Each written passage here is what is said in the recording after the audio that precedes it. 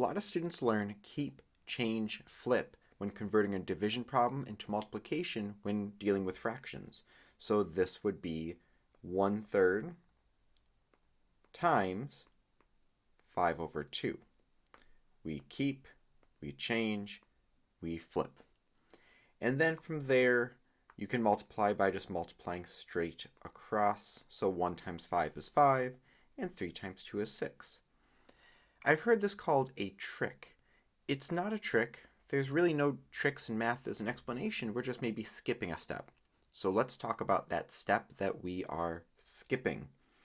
The two things to know when dealing with fractions is that if you multiply the numerator and denominator by the same number, the fraction doesn't really change.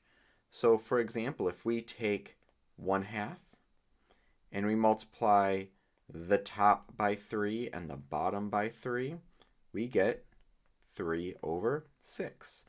And if we look at, let's say, a pie, and we cut half of it, or we have that same pie, and we have 6 slices, but we eat 3 of them, it's the same amount.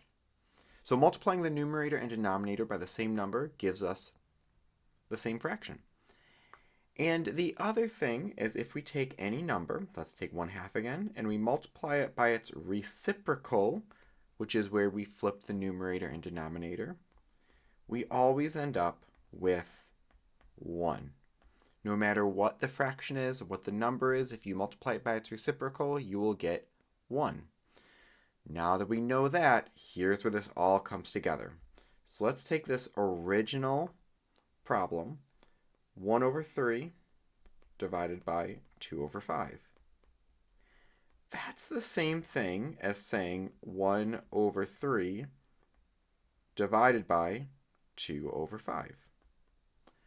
So what we're going to do is let's make the bottom number, the 2 over 5, into just a 1. And we can do that by multiplying it by its reciprocal, 5 over 2. And whatever we do to the denominator, we do to the top, 5 over 2. And now this bottom number turns into a 1. And the top number, 1 times 5 is 5, 3 times 2 is 6. And this right here is our keep, change, flip that we had earlier.